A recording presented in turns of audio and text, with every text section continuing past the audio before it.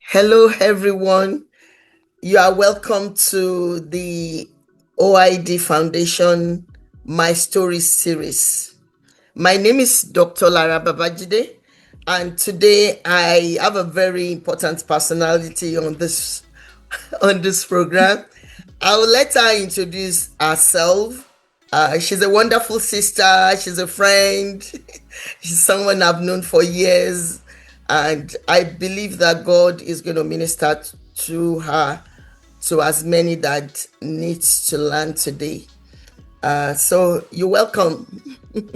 Thank you. Thank you, Dr. Elsie. And it's a privilege. It's always an honor having an interaction with you, fun conversations, always looking forward to having a discussion with you and just picking your brain and, us talking about different things happening. So my name is Antonia Mwangi. I'm originally from Kenya. I met Elsie in Canada, but I now live in Boston, Massachusetts. Thank you so much, Sister Antonia. I would like you to tell us a bit about your background. Tell us, how was your upbringing? Do you have something in particular that whenever you remember, it makes you happy? Just a bit into your person. We'd like to know. Okay. So my background, if I started talking about my background, we're not gonna finish today. That's okay. But just a little bit about my background. As I said, I'm originally from Kenya, born and raised in Kenya. I have 3 sisters. I have a daughter who's 18, which is mind-blowing that I have an 18-year-old. Wonderful. Other than that, I was brought up in a household of 3 with a single mom. So we were raised just by my mom. And interestingly, as I've grown up, I've come to realize that as a firstborn, I'm the firstborn in my family. As a firstborn daughter, you take on responsibilities together with your parents. So I grew up in a single household, meaning that my mom was just her. And so by default, I was her partner. I was the other parent. I was expected to also be a daughter, an older sibling to my younger siblings. And so it was always a mix of everything. So some days you're the parent, some days you're the child, some days you're the confidant to your mom. But at the end of the day, I'm grateful to God because looking back, I do not know how I would have done it without God. And being that my siblings, my other sisters are kind of very rowdy. So I'm the settled one. So if I was the rowdy one, then looking back, I wonder how that would have happened. But I thank God for that. So that's just a little bit of me. And in terms of education, I managed to go to school. I have a bachelor's in peace and conflict studies. And I also have a master's degree in public policy. Wow. Yeah, and I recently got licensed as a financial professional. So basically, I'm helping families, and especially immigrant families, learn how to invest for themselves abroad and back home. Because as immigrants, we travel abroad and all we do is work, yet we leave no tangible inheritance for our children. We don't know how to invest. We just work and send money back home, but we have nothing for ourselves. So I'm finding this also to be something I'm interested in, because I believe that one of my callings in life is to help as many people as possible, and helping people spans across a very wide range So it depends how you're helping people.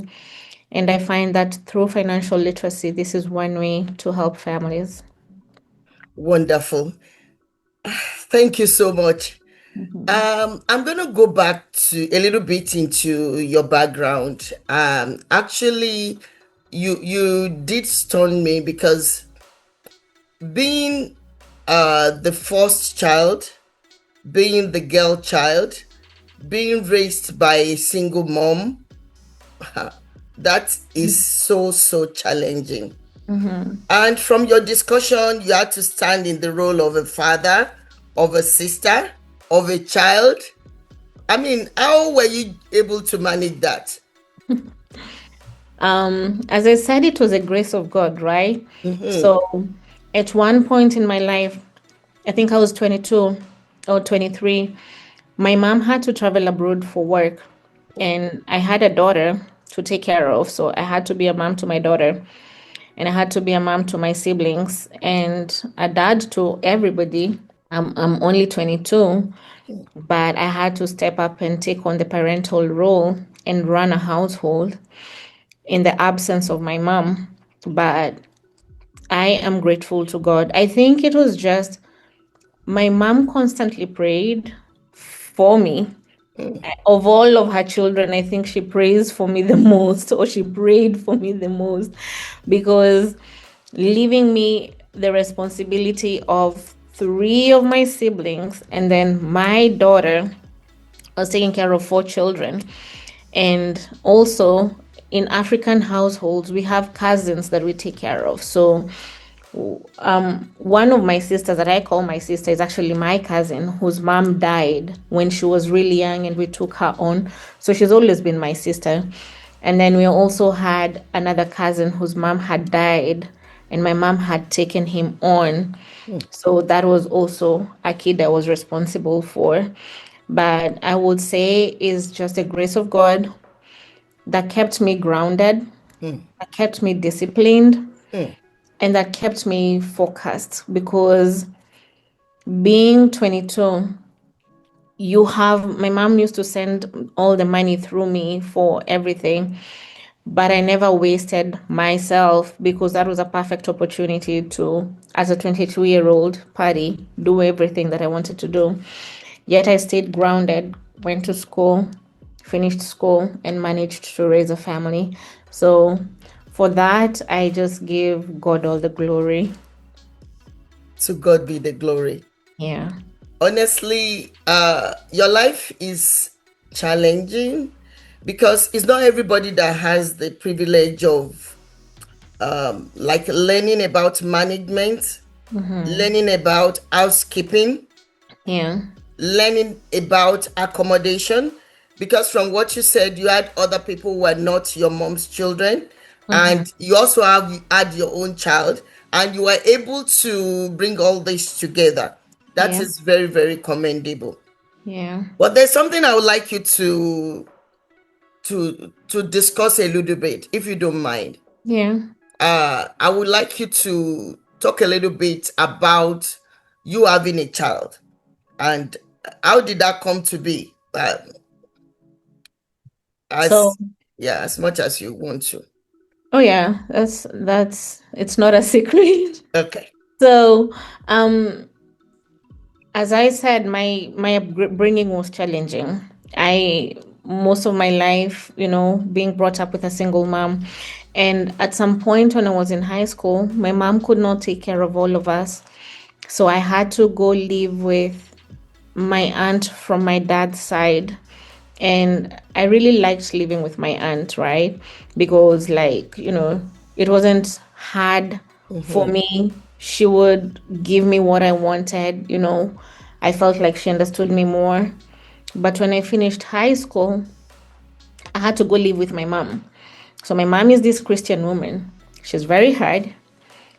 We couldn't wear jeans trousers in her house. She used to rip up all my jeans trousers. She was like really this very tough Christian woman. You had to go to church. You had to wake up and pray when she was praying. You had to have devotion. She made sure that your life was straight. So I remember after high school, and it was just a rebellious phase, like every 18-year-old, you rebel, you want to go out, you want to party, Exactly. you feel like you finished high school. Yeah. So especially turning 18, you're like, oh my God, I'm an adult. I can do whatever I want. So it was, I met where we used to live with my mom. There were these groups of boys that I used to hang out with, and one of the boys enticed me, and we went out a couple of times, and I'm also exploring my body because and I got pregnant by this young boy. He was also young. He just finished high school himself. We didn't have a plan for anything. But one thing I knew is I knew I don't want, regardless of how young I was, I knew that I would not want to raise my daughter or my child. I didn't know that I was getting a girl at that time. But when I found out I was pregnant, I knew I wouldn't want to raise my child with such a person or in such an environment, because it was always drinking, partying, smoking, and more girls. So that is how I ended up pregnant. And some days, as much as it was like a really, really tough pregnancy, I kept it a secret from my mom for so, so, so long. Wow. For so long. And actually, the way she found out is I had written, I wrote a note on Okay. on the switch, on the light switch, and I forgot to take it out. So Ah, she came home in the evening and she found the note saying that I'm pregnant, because I didn't know how to tell her. So it was tough. Of course, you face a lot of backlash. Back then, everybody yeah. thought your life is finished. You're never going to amount to anything. You're nothing. You're basically done. But I think God had other plans. And as much as it was condemned by everybody, I really sit down and thank God for my daughter, because I believe my daughter is what kept me grounded. My daughter is the one who made me slow down Yeah. on all the rowdiness of an 18-year-old, of a 19-year-old, the rowdiness that people have in their late teens and early 20s. So that is how Thank you so so my much. baby. That's a story for many people to learn from, especially our youth. Honestly, things do happen, Mm-hmm. and I like the way you were able to talk about your mom, like she was the Christian woman. She was the one. She was the one that will watch closely, but Mm-hmm. I think it was the visit to your aunt that was where everything changed. And things do happen in people's life. I normally say that don't think anything is going to be permanent. Anything Yeah. can change. Yeah. But I do admire your courage, because it's courage.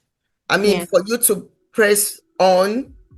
And I want to commend your mom also, because I've heard stories of people who throw their girl child out just because they're pregnant. Mm-hmm. Families throw their children out just because something different happened. It shouldn't be. Yeah. Even to the extent that religious setup do send people away just because of a change in their life. It shouldn't be. So Yeah. it's a big lesson, and it's one of the lessons we really want people to take home from this program. Yeah. What do you do if you find yourself in this situation? How do you handle it from the mother perspective? How do you handle it from the person perspective? How do you handle it from the societal perspective? The society of today stigmatize a lot. Not. It's true. They stigmatize the girl child. They stigmatize even the errors are made or mistakes are made. But I'm Mm-hmm. so grateful to God for your life, because I mean, you've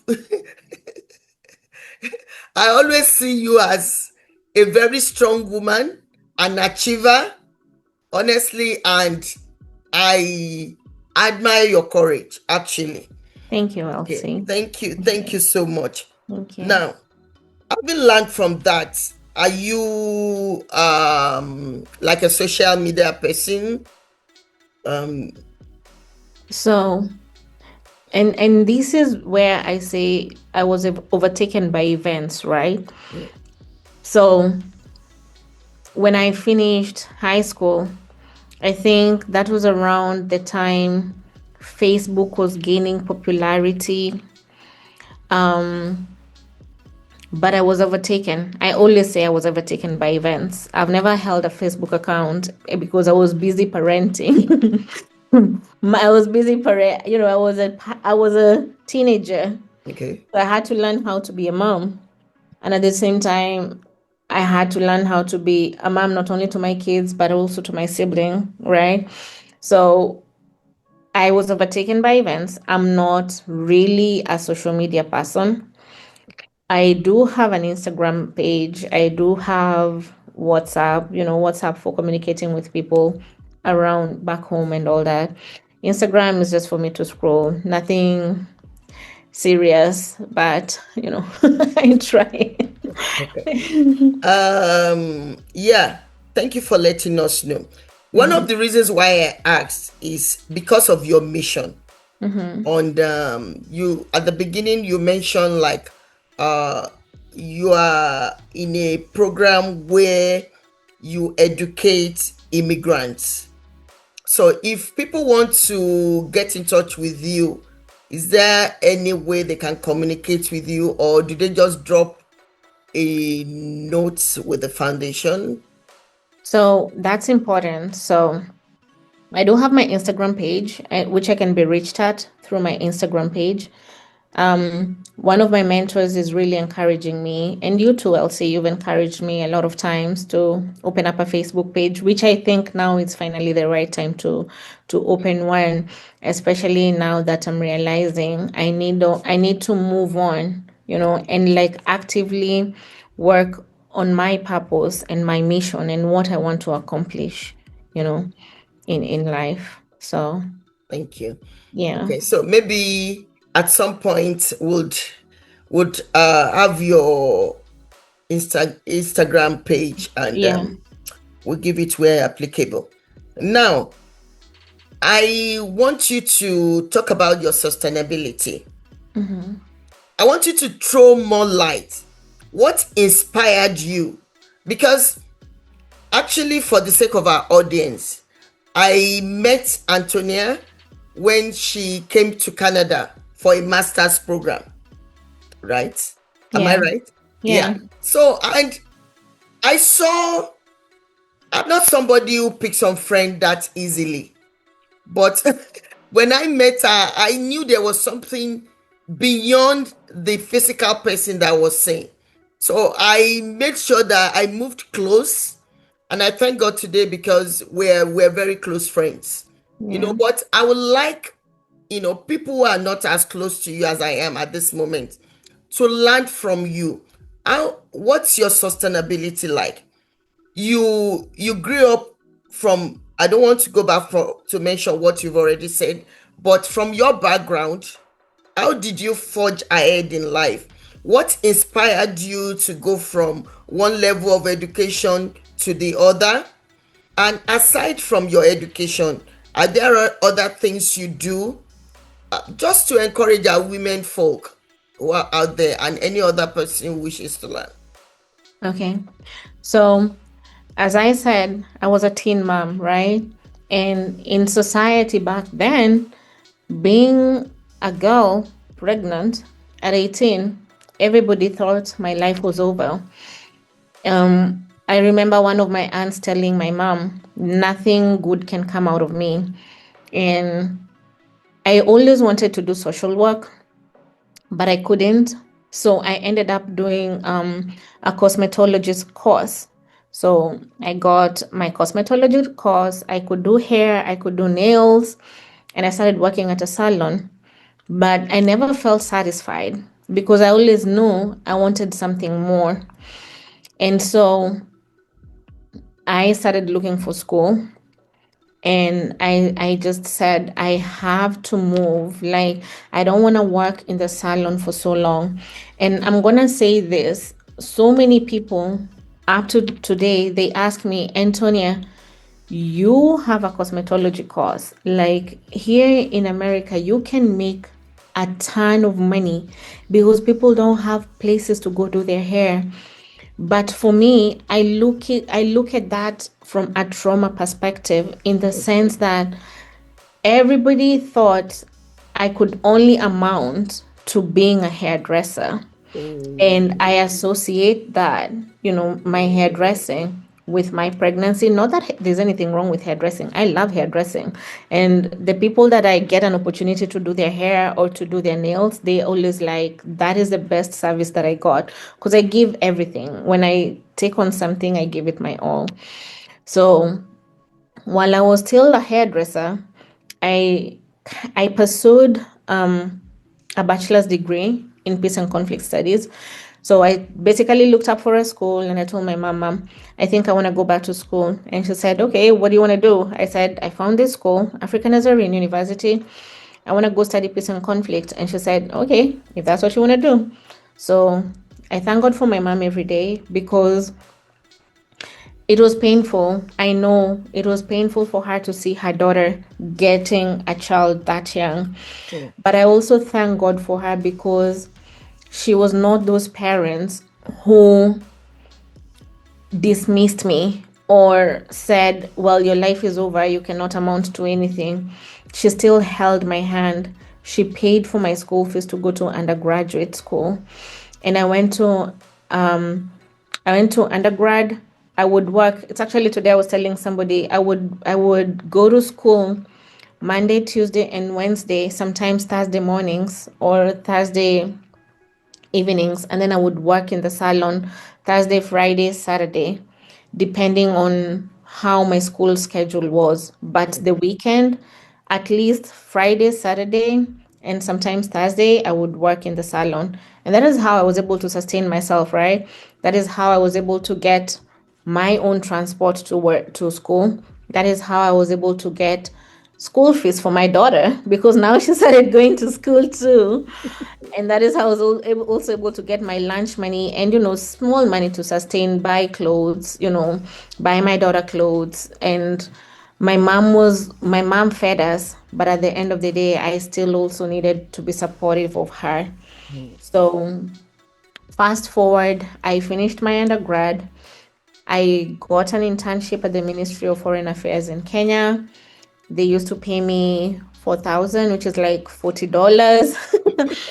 But at the same time, I still thank God for my mom, because now my mom had gone to work abroad. So wow. I didn't have a problem getting, my money was not like a major problem, because my mom was still supportive of us. So um after that, after I got I really passed my undergraduate. Like, I really did really good in undergrad. So I was able to apply for scholarships while I was in the Ministry of Foreign Affairs. And and this is something I've talked with my friends about, right? So we colonized by the British. Yeah, yeah, Most of Africa is colonized by the yes, British. same with us. Yeah. Yeah, so most of the scholarships I used to look for were in Britain, because Mm, I knew, oh my God, I'm applying for this scholarship, the Commonwealth scholarships, and I'm like, I have to get it. There's no way I graduated with a first class honors and I'm not getting a scholarship. So, but I never got a scholarship. And one time, um, we got a letter from the consulate of Canada in Kenya, and they were saying they're giving scholarships to Kenyans, and it was a fully funded scholarship. Everything was paid for: your housing, your school fees, your transport, your air ticket, relocation money, everything was paid for. And I was in foreign affairs, so I applied, and I got the scholarship. And I went to Canada, I studied, went back home. Unfortunately, sometimes things don't really work out at home. mm, And so I decided to come back to the West, and found myself in the US. It was during COVID, so everything was kind of shut down. But within the same period, towards the end of COVID, I found a job as a teacher assistant in a special education school. And that is how I've been able to sustain myself. So I work as a special education teacher in a school dealing with behavior kids. I had no prior background of this, but I've taught myself. I've taught myself how to manage behaviors. I've taught myself what does it really mean to have to deal and to have children who have special needs, and that also takes a special grace, right, to be able to manage that. So that is my main source of income. That is how I've been able to sustain myself, sustain my family back home. I also do small businesses on the side. I try to bring things from back home in Africa. Whatever I find, most of the time I'm selling curtains. Like my house is full of curtains. So that is what I And I sell most of ordered the for time. curtains too. Yeah. So and right now I told somebody business is slow because nobody is going home. So I have nobody to bring curtains for me.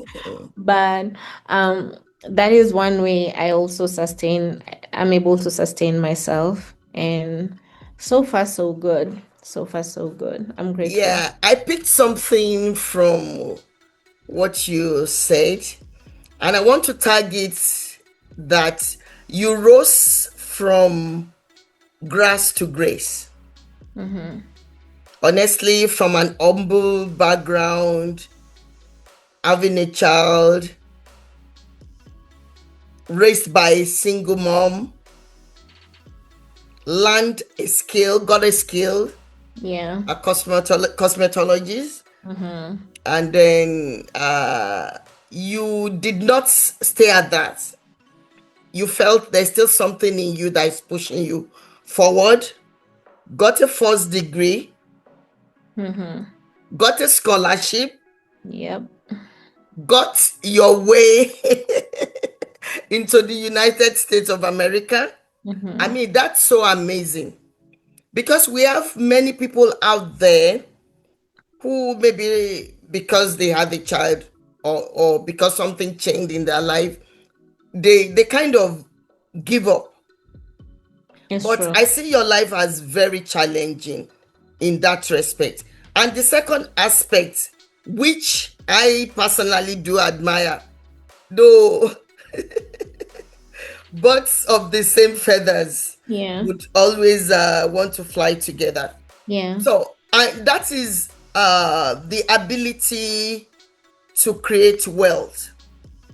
It's something I must say that I do admire in our guest, Yeah. having had a prior contact with her, as a friend. So I admire that a lot. And sometimes some of the things I've heard from her, I have always tried to make sure that I practice it too. I mean, to have learned, and I'm pushing forward, especially for those of us in diaspora. At home, you can easily sell something. Yeah. You can easily set up a store. It's not that way when you're outside your motherland. Yeah. Yeah, you kind of need so many things to move forward. So, but the way I see her sister, there's something you didn't mention about your business, flatbread. My flatbread business. Your So flatbread business. yeah, so I don't do it as much now. So in Kenya we call it chapati, and we also have mandazi. Mandazi is like puff puff, but not really like puff puff, but like puff puff. So we call it mandazi, and then we have chapati. Chapati is flatbread. So that is one of the things that I've also been cooking for people for such a long time. So I pride myself because I make good ones. And I have so many people who always want to buy flatbread or mandazi from me. Um, I kind of slowed down on doing that. I do it, but not actively as I was doing it before. And it's also been a way of income and sustenance. And Elsie, you did mention that, we have power to create wealth. And I think this is something we've talked about a lot of times. Yeah. God has told us that He has given us power to create wealth. So then, how do we create wealth? Because sometimes we are the children of God and we fail to understand that we have to live like children of God. We Mm. have to apply the kingdom principles into our lives. So if God has told me, as a co-heir of Christ, that He has given me power to create wealth, then I need to activate that power in my life. And that is why I always want to touch on small, small things until I find that one that will really propel me to the next level. Because, you need to align your financial principles, your own personal financial principles have to be aligned by together with God's financial principles. And because Father, God our Father is the giver of everything, then if we understand that He is the giver of everything, then we automatically understand that we hold in us the power to create wealth. Thank you so much. I know you are being very humble, but I must say that watching you and seeing how much you've accomplished, it's an encouragement. And I want to also say that I believe your life will encourage many women out there, Yeah. um, especially women. You may even be married, whatever, but you can't just sit down. Your life is in your hands. It's true. You can't sit down. You don't expect somebody to build your life for you. You are Yeah. a girl child, but you are just not a girl child. You are somebody God has made, and you are there to help many people Yeah. beyond your family. Our Yeah. story shows that she had relatives living in her house. She kept forging, and even transitioning, she did not give up. And today, even for your area of specialization, like special needs, taking care of special needs children, I mean, I see the way you talk about them. You are so intimate with them. Those are people again, the society, especially when we talk about African countries. We want to hide children who are physically challenged. Yeah. Mothers are not proud of them. Some of the parents are not proud of them. You can see the life of us, of our sister, how she's been helping. She's even her profession, and she's not only doing that, she's taking up other things. Well done. Thank you, Elsie. Thank you. So I would like you to, in your experience, because I know we can't say it all. I mean, but you've said a lot. Yeah. Yeah. What have you gained from this experience, and what lessons would you like anybody at all to gain from it, from your life experience? What has life taught you? Wow. Life has taught me a lot. Life has taught me a lot. Mm, And the biggest thing that I would say life has taught me is patience mm, and being humble. mm, I run into problems because people say I overgive. And actually, one of my sisters told me the other day, you overgive, and you set expectations that are unrealistic just by how much you give. Because if I decide to do something for you, Elsie, I mhm. will do it wholeheartedly. I will not hold anything back. So long as you've asked, so long as my mind and my heart is there, I will do it. And that comes from a place of humility, and that comes from a place of patience. And I think Those, for me personally, those are the two traits that have helped me this far. Being learning how to be humble and learning how to be patient, because it's through patience that you gain most of the things that you gain, right? And it is also through humility that you're able to do the things that God has set you up to do. I'll give you an example. At my workplace, I said I deal with behavior kids. So most of them are so needy. If you're not patient with them, you'll walk out of their job, because some days they wake up with attitudes. Some days they have so much in their head that if you don't have the patience for it, you can't handle it. You also have to be humble, because if you're not humble, if they, call you names, then you're also going to be tempted to call them back names. Mm, So that takes a lot of humility to, to just wake up every day and go on with life. mm, So those are my two most important lessons in life. The other one is sometimes it's good to really see things as black and white and not gray and cream. Let things be black and white mm, in situations, because I love to set my expectations clear, and it runs me in trouble, right? And sometimes people think that you're asking for too much too quickly, just because oh, you set your expectations right from the beginning. And I'm learning, and this is a learning.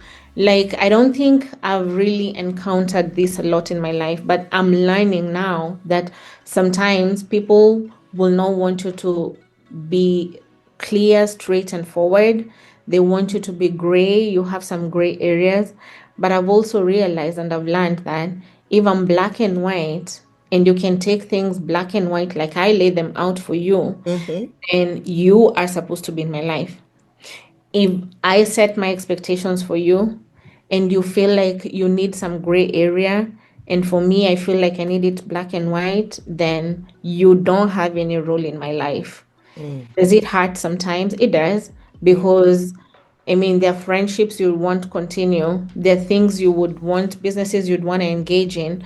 But if the expectations are not set clear, then you feel like, it doesn't make sense to you.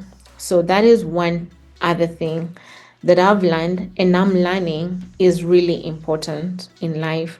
Am I soft? I'm a soft person. As I said, I give and I overgive, and I've run into problems and people feel I overgive.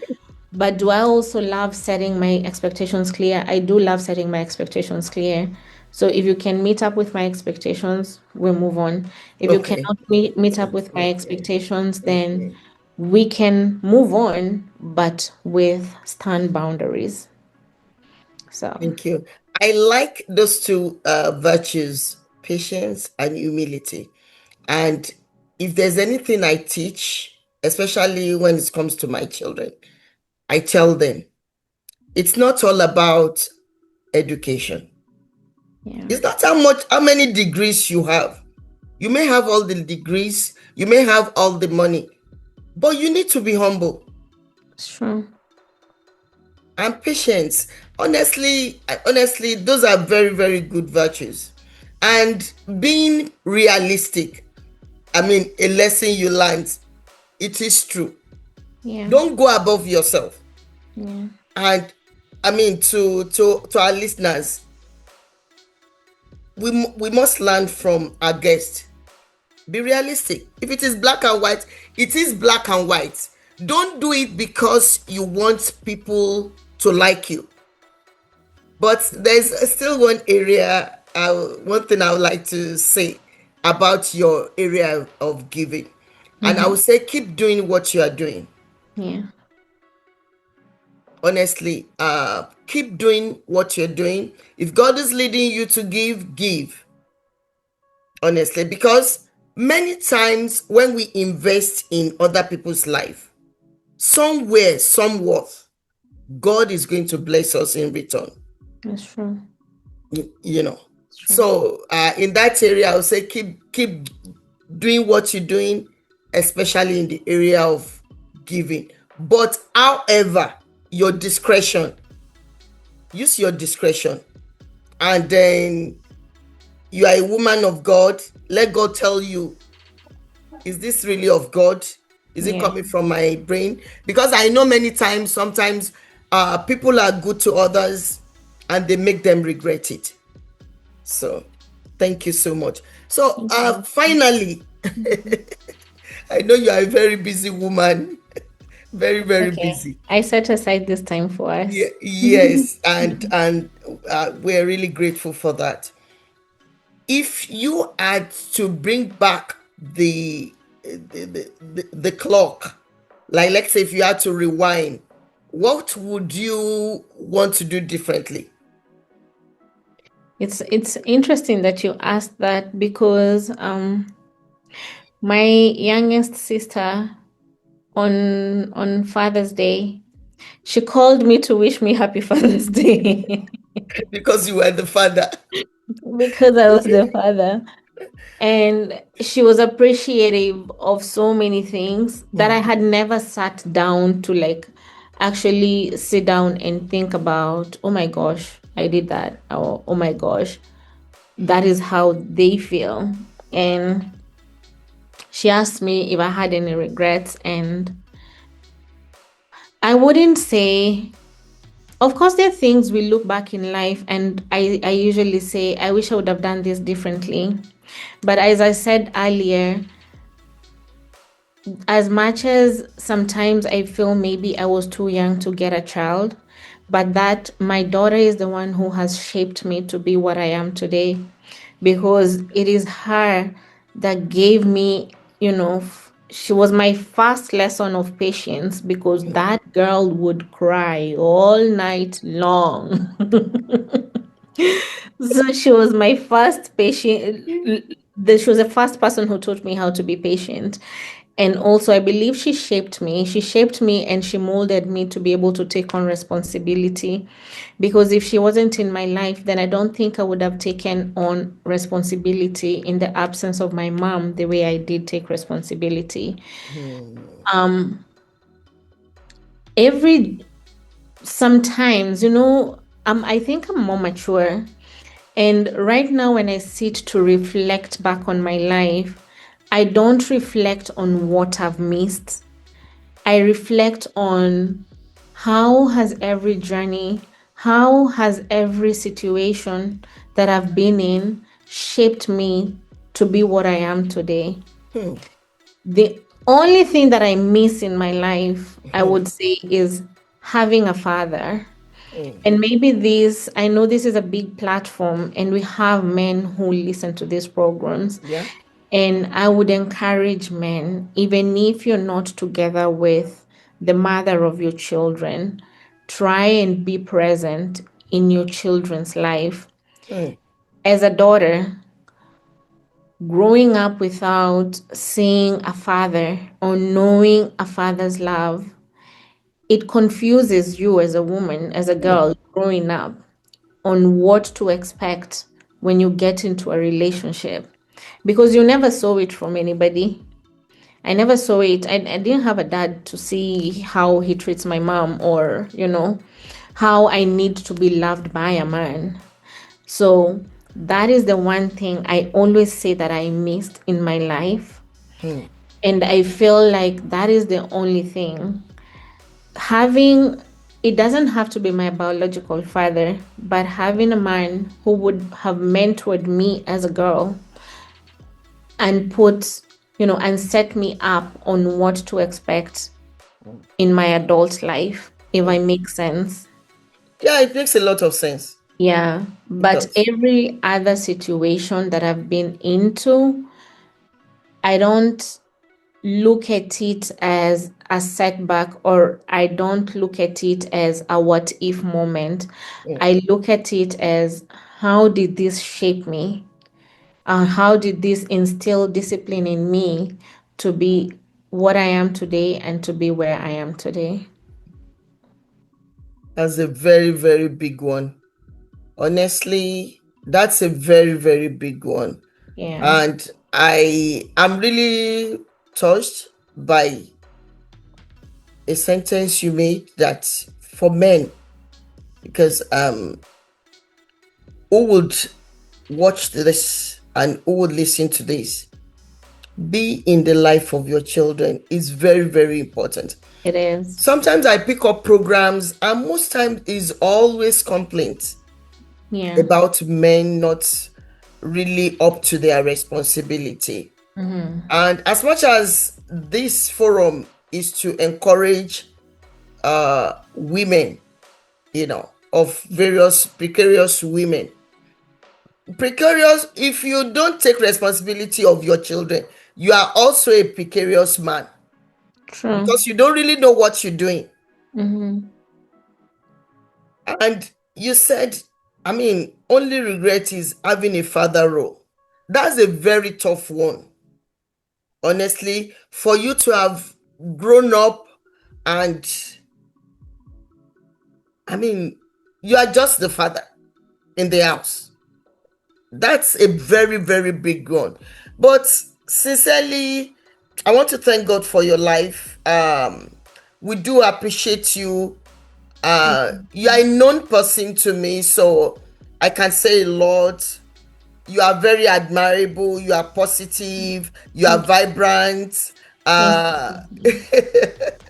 Thank you you. encourage. You are a giver.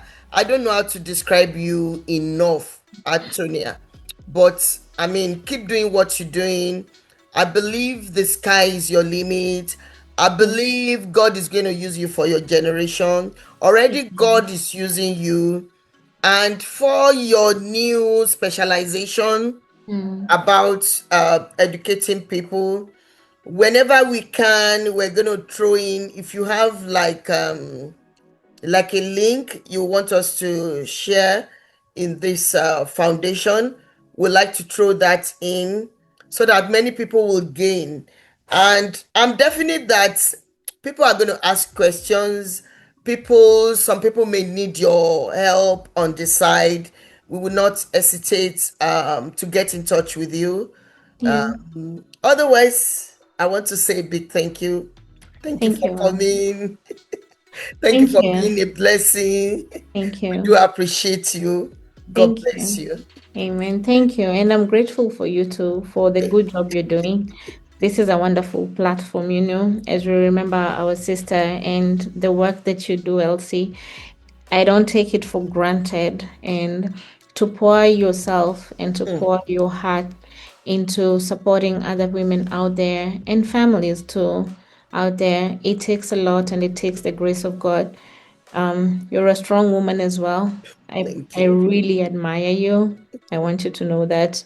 And every time I count women in my life that have really made an impact, you stand counted. So thank you very much. Thank you. Thank you for the kind words. Thank you. Yeah, thank you so much. Bye. Bye bye.